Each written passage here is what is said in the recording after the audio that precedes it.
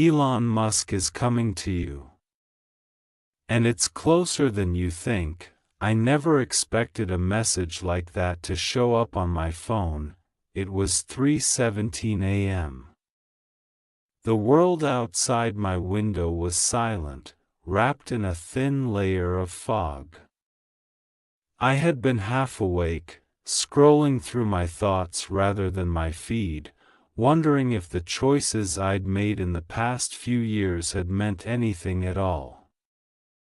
Then, out of nowhere, a single notification lit up the darkness: Elon Musk is coming to you. And it's closer than you think. At first, I laughed. Some prank, maybe a marketing gimmick. But there was no sender name, only that strange sentence pulsing on my screen like it had a heartbeat of its own. I pressed the power button. But the words stayed there, bright and insistent. My chest tightened, and before I knew it, I was sitting up, staring at the reflection of my own wide eyes. Something about it felt different. Personal. I've followed Elon Musk for years, not as a fanboy, but as someone fascinated by the impossible. Rockets that land themselves. Cars that drive without hands. Internet from the stars. He represented the courage to attempt what others called absurd. I admired that kind of madness because, deep down, I used to believe I had a spark of it too. Once, but somewhere between college rejections, failed startups, and family expectations, I'd buried that spark under practicality. I stopped dreaming. I stopped believing that my life could touch something extraordinary, until tonight. I tried to shake it off, but curiosity is a quiet hunter. I opened my laptop. Nothing new in my inbox, no missed calls, no messages from friends. Just that same notification on my phone, frozen in place. I clicked the screen again. It flickered once, then the GPS app opened on its own, a red dot glowed. It was my address, and next to it, a blinking timer. 1 hour, 1 hour. I felt my pulse quicken. I knew it couldn't be real. There was no logical way Elon Musk, or anyone like him, would personally send something to me. But logic lost its footing when the lights in my room dimmed on their own. The air seemed to hum, like electricity building up before a storm. I told myself I'd stay calm, ride this out, maybe document it for social media later. Weird tech glitch at 3 a.m. But inside, a part of me was trembling. Not from fear, but from something else I hadn't felt in a long time. Possibility. The countdown ticked down. 59 minutes. 58 minutes. I decided to follow it. My gut said something waited at the end of that clock. Maybe nonsense, maybe destiny. So I packed a jacket, slipped into my shoes, and stepped into the street. The air smelled of rain and cold metal. The city slept, unaware that somewhere, a single person was walking towards something unexplainable. The map on my screen shifted. The red dot moved too. It wasn't pointing to a location, it was coming toward me. I froze on the corner of 7th and Pine.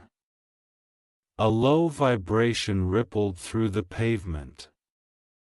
I looked up and saw it, silent at first, then unmistakable, a sleek, black vehicle gliding down the street without a driver.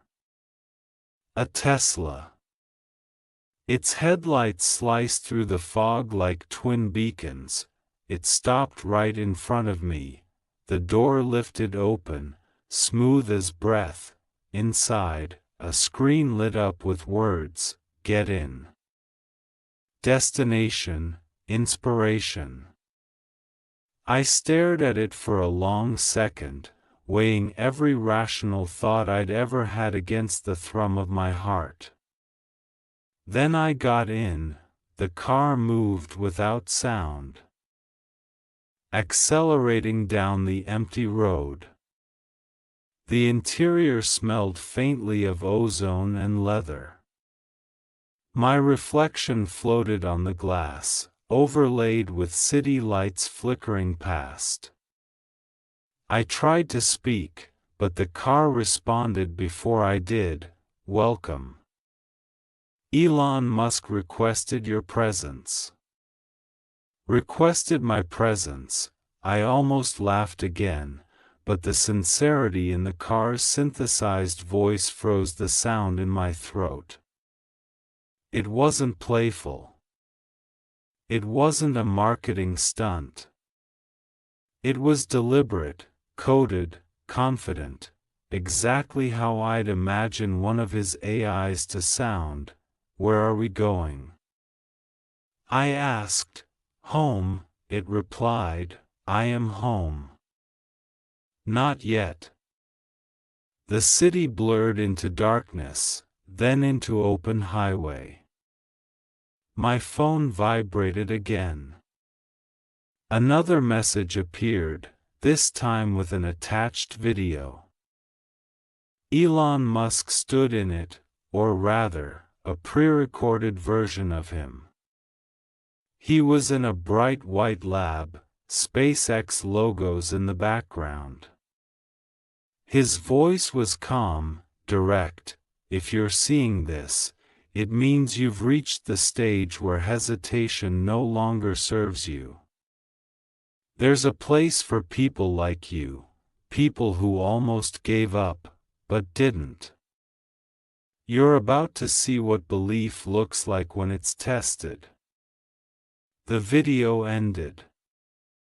The screen went black. I sat there, speechless.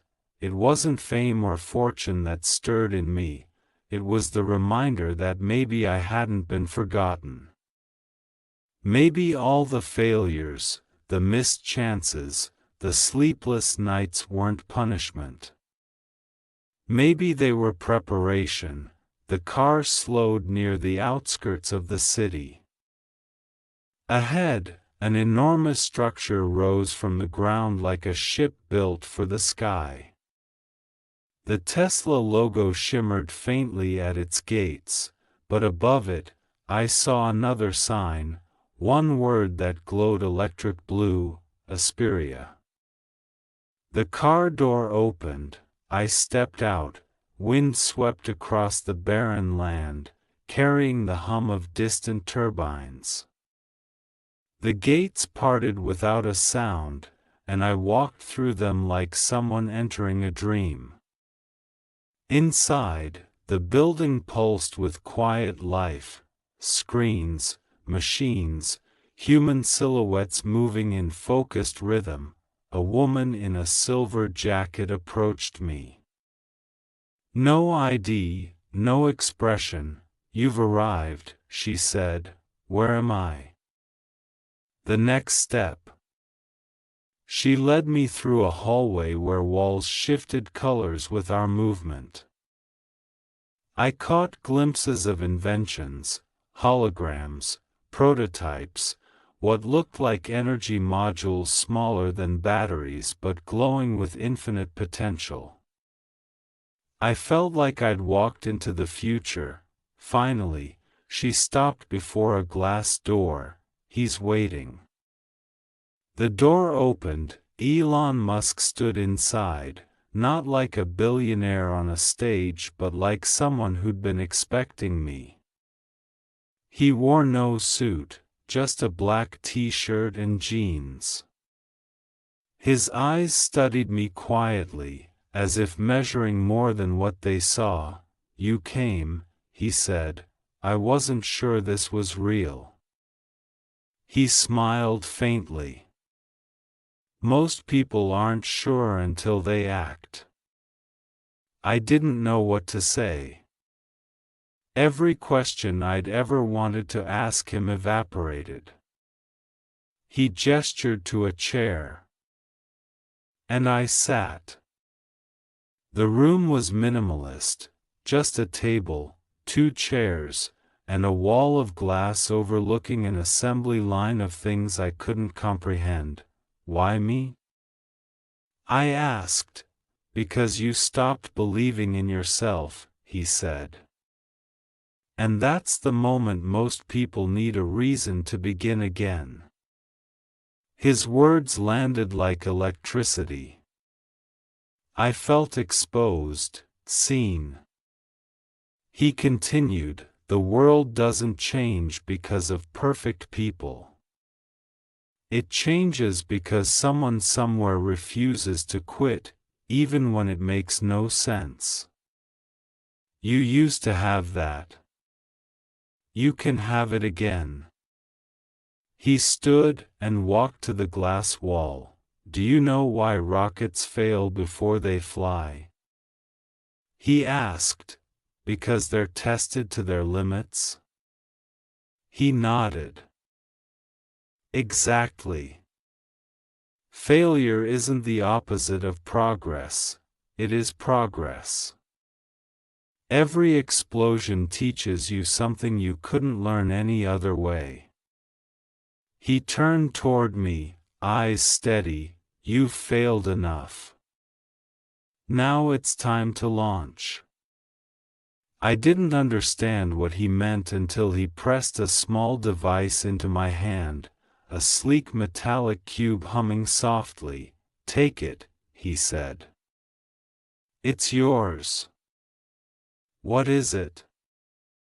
"Call it an ignition key. It doesn't open doors, it opens perspective. When you leave here, you'll know what to do."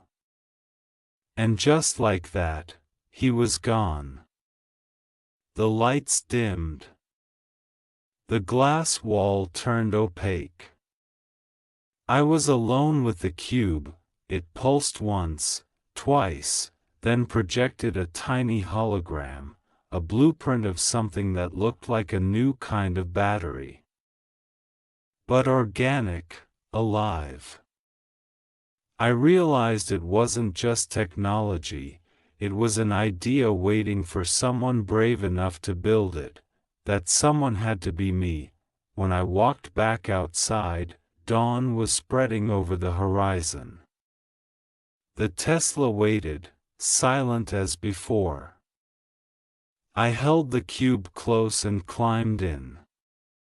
The car drove me home, but the world outside no longer looked the same. Every building, every light post, every passing stranger glowed with potential. When I stepped into my apartment, the countdown timer on my phone hit midnight and disappeared. In its place, one final message appeared: "Now it's your turn." I stared at those words until tears blurred them away. Not because I'd met someone famous, but because I'd met the part of myself I thought was gone, the part that still believed impossible things could happen if I dared to move. That night, I began sketching again. Not for approval, not for profit, but because creation itself felt sacred. The cube rested on my desk, humming faintly like a heartbeat syncing with mine. Every idea I drew seemed guided by it, shaped by that encounter, real or imagined. Weeks passed. I built a prototype, small, fragile, unstable, but it worked. Energy flowed through it unlike anything I'd seen. The future wasn't waiting for permission, it was waiting for participation. Sometimes, I still wonder if it truly happened. Maybe it was a dream born from exhaustion and hope. Maybe the message was a glitch. But then the cube glows a little brighter, as if reminding me that reality bends for those who refuse to stop imagining, and whenever doubt whispers again, I remember his voice, "You've failed enough. Now it's time to launch." So I do, every day, because Elon Musk is coming to me, and it's closer than I think. The next morning's sunlight cut through my curtains like a clean blade, turning the dust in the air into golden sparks. I hadn't slept.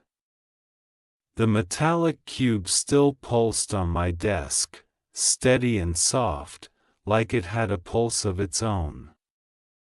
Every few minutes it made a faint click, as if aligning itself with something unseen. I brewed coffee and stared at it. I half expected it to suddenly power down, or explode, or project Elon Musk's face again. But it just sat there, alive, patient, almost watching me. When I finally touched it, warmth spread through my fingertips. The hologram flickered again, the strange organic battery design. But this time, extra symbols appeared beneath it, numbers, ratios, angles that didn't look random. I recognized enough engineering to know it was pointing toward a pattern. I grabbed my notebook. For hours, I copied everything down, measurements, formulas, annotations. Somewhere between the caffeine and the curiosity, I felt something return to me that had been gone for years: flow. That weightless sense that what you're doing matters, even if no one else knows it yet. By noon, my apartment looked like a miniature lab. Tools, wires, diagrams. I used parts from an old drone, a power bank, a few magnets, and the guts of a broken smart speaker. The design called for symmetry, not perfection. It was almost poetic, like building technology that could breathe. Every time I lost focus, I'd hear that echo of Elon's voice, "You've failed enough. Now it's time to launch." And I'd keep going. 3 days passed in a blur. I barely ate, barely slept. The prototype began to take shape, an oval frame the size of my palm, humming faintly even when disconnected. When I pressed the cube against it, the hum deepened. Blue light spiraled inside like liquid electricity.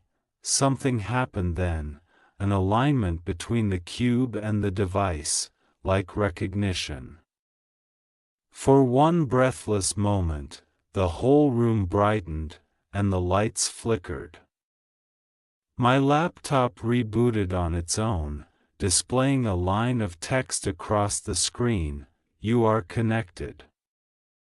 Connected to what? I didn't know. But deep down, I felt it wasn't just to technology, it was to purpose. That night, I stepped outside with the prototype in my pocket. The city looked different now.